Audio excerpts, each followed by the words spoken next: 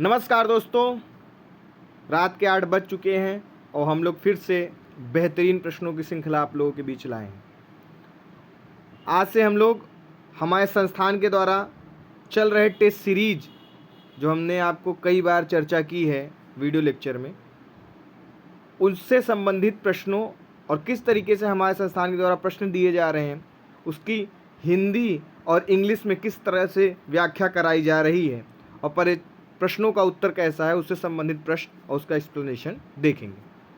ठीक है, यह प्रश्न दोनों हिंदी और इंग्लिश दोनों माध्यम में होंगे।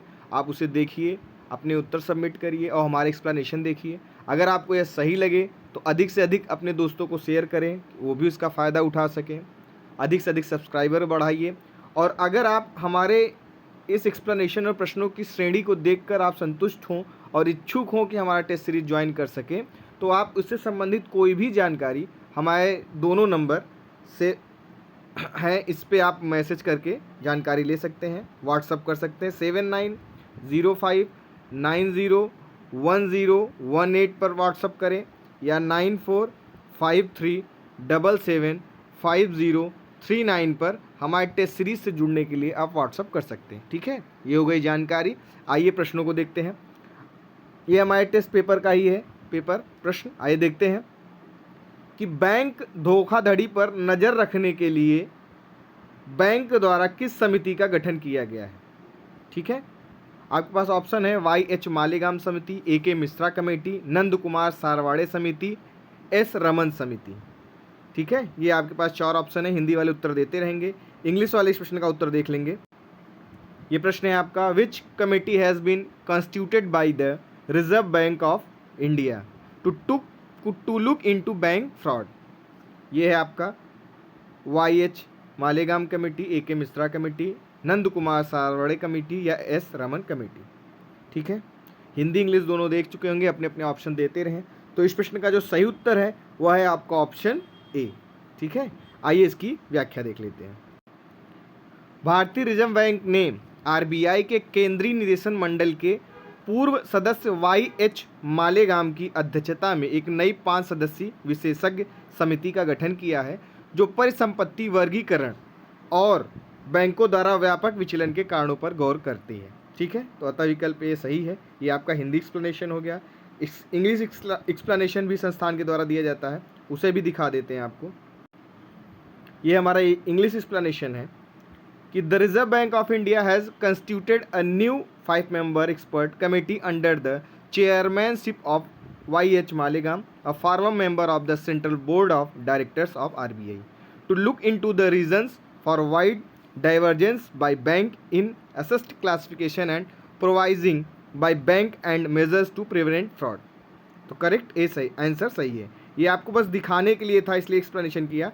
अगले प्रश्न से हम प्रश्न उत्तर बताते हुए चलेंगे। ठीक है, हमारा अगला प्रश्न है, भारत के संविधान के अनुच्छेद 352 के तहत भारत के किसी भी हिस्से की सुरक्षा को खतरा होने पर आपातकाल घोषित किया जा सकता है। युद्ध, बाहरी आक्रामकता, सशक्त विद्रोह, आंतरिक गड़बड़ी। ऑप्शन है 1 2 3, 2 3 4, 1 3 4 और केवल 1 और 2। हिंदी वाले उत्तर देते रहे, इंग्लिश वाले देख लेंगे। Under the article 352 of the constitution of India, an emergency can be declared if security of any part of India is threatened by war, external aggregation. ये आपके पास ऑप्शन है, आप देख लें। इंग्लिश वाले भी अपना उत्तर सबमिट करते रहें। A B C D आप देख चुके हैं। आपका समय समाप्त होता है, तो इस प्रश्न का जो सही उत्तर है वह है आपका ऑप्शन A, 1 2 और 3। आइए इसकी व्याख्या देख लेते हैं। कथन एक सही नहीं है। संविधान एक राज्यपाल के रूप में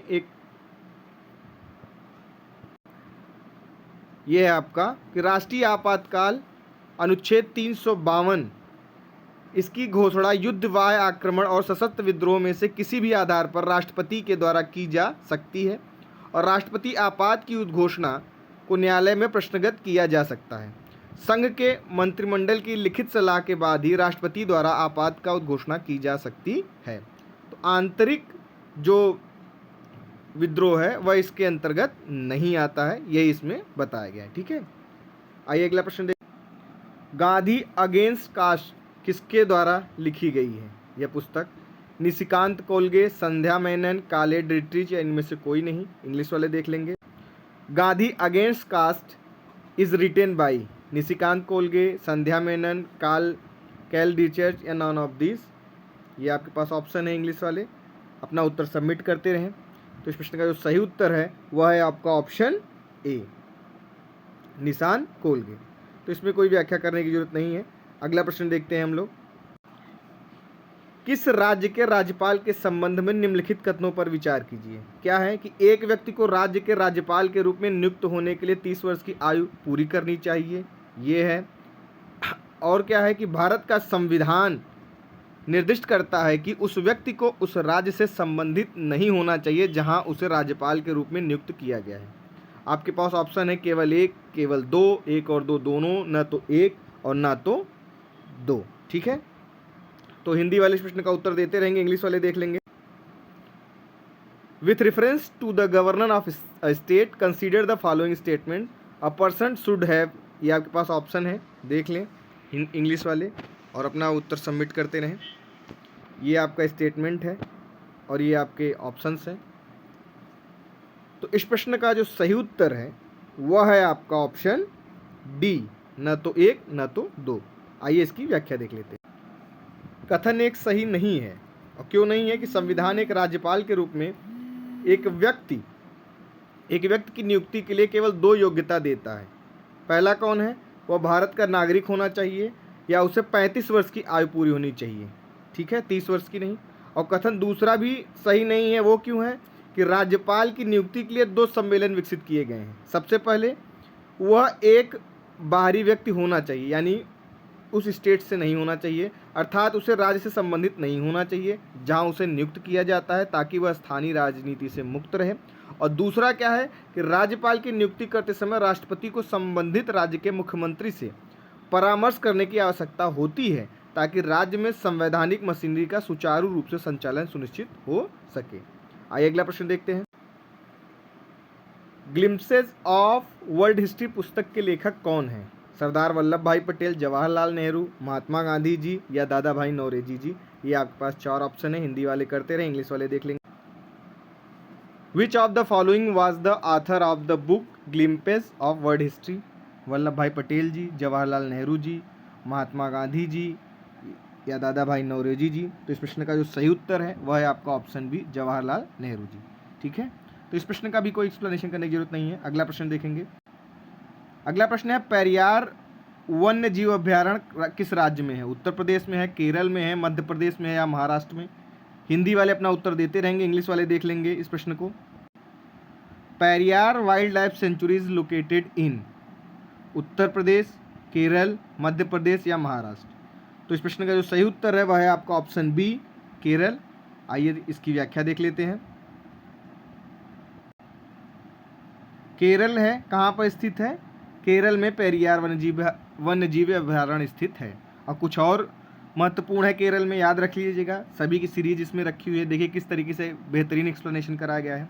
इंडकू वन्यजीव अभयारण्य, परविकुलम वन्यजीव अभयारण्य, चिनार वन्यजीव अभयारण्य, थाटेकट पक्षी अभयारण्य, वायनाड वन्यजीव अभयारण्य, मुथांगा वन्यजीव अभयारण्य, अरुणा वन्यजीव अभयारण्य या ईराविकुलम राष्ट्रीय उद्यान, साइलेंट वैली नेशनल पार्क। ये सभी कहाँ हैं, केरल। ठीक है, आइए अगला प्रश्न देखते हैं। किस हिसाब से आप खुद देख रहे हैं कि बेहतरीन मेहनत किया गया है इस पर। तत्वबोधिनी सभा के संस्थापक कौन थे। देवेंद्रनाथ टैगोर जी, रविन्द्रनाथ टैगोर जी, राम मोहन राय जी या गोपाल कृष्ण गोखले जी। हिंदी वाले उत्तर देते रहेंगे, इंग्लिश वाले देख लेंगे इस प्रश्न को। Who was the founder of Tattvabodhini सभा। देवेंद्रनाथ टैगोर, रविन्द्रनाथ टैगोर, राम मोहन राय या गोपाल कृष्ण गोखले जी। तो इस प्रश्न का जो सही उत्तर है वह है आपका देवेंद्रनाथ टैगोर जी। आइए इसकी व्याख्या देख लेते हैं। तत्वबोधिनी सभा की स्थापना किसने की थी, देवेंद्रनाथ टैगोर जी ने। कब की थी, 1839 में। बंगाल में तत्वबोधिनी पत्रिका के साथ तत्वबोधिनी सभा भारत के अतीत के व्यवस्थित अध्ययन के लिए एक तर्कसंगत दृष्टिकोण और राम मोहन के विचार के प्रचार के लिए समर्पित थी।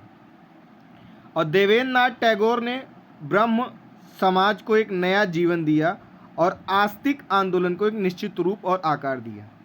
अतः विकल्प ए सही है। ठीक है, आइए अगला प्रश्न देखते हैं। निम्नलिखित में से कौन स्वामित्व सुरक्षा नहीं है? सामान्य शेयर, अधिमान शेयर, ऋण पत्र या बी और सी दोनों? हिंदी वाले इस प्रश्न का उत्तर देते रहेंगे, इंग्लिश वाले देख लेंगे।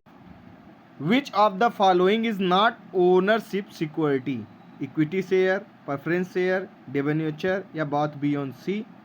तो इस प्रश्न का जो सही उत्तर है 117 का वह है डिबेंचर्स, ऑप्शन सी। आइए इसकी व्याख्या देख लेते हैं। ऋण पत्र स्वामित्व सुरक्षा नहीं होती है। ऋण पत्र एक प्रकार का ऋण साधन है जो संप्राश्विक द्वारा सुरक्षित नहीं होता है और आमतौर पर इसका कार्यकाल 10 वर्ष से अधिक होता है। ऋण पत्र केवल जारीकर्ता की साख और प्रतिष्ठा से समर्थित है। दोनों निगम और सरकार अक्सर पूंजी या धन जुटाने के लिए ऋण पत्र जारी करते हैं।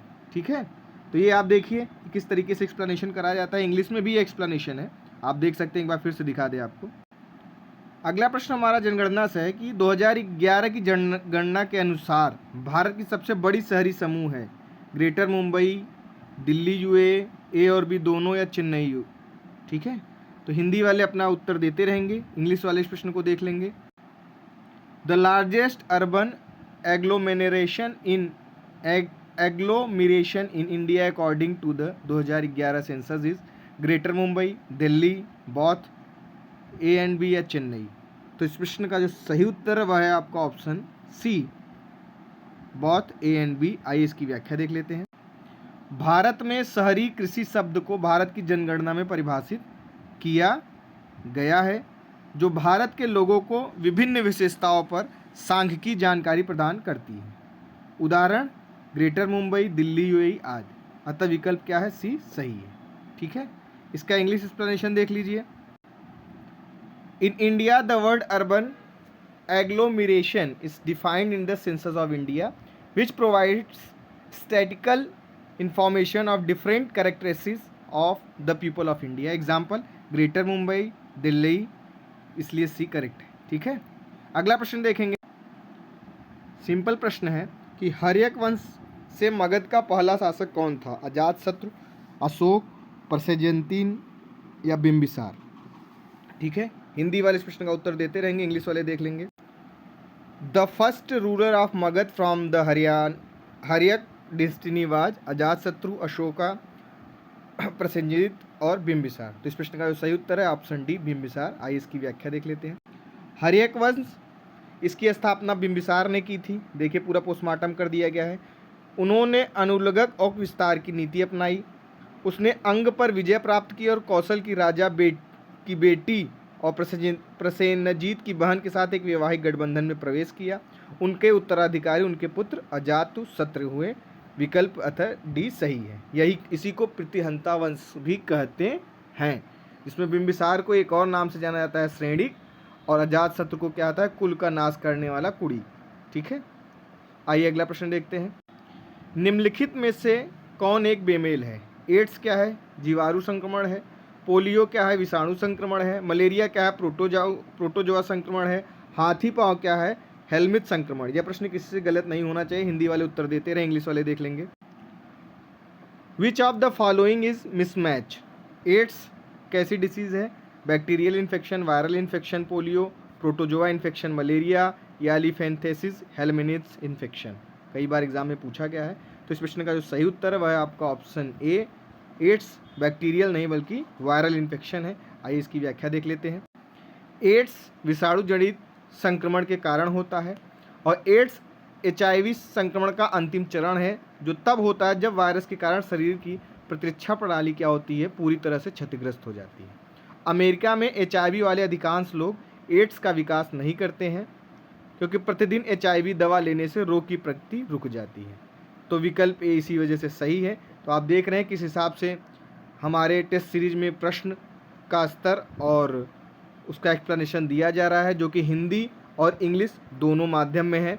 ठीक है, इससे संबंधित कोई भी जानकारी आपको चाहिए या हमारे इस प्रोग्राम से जुड़ना चाह रहे हैं आप, तो हमारे व्हाट्सएप नंबर 7905901018 या 9453775039 पर व्हाट्सएप करके जानकारी ले सकते हैं। बहुत बहुत धन्यवाद।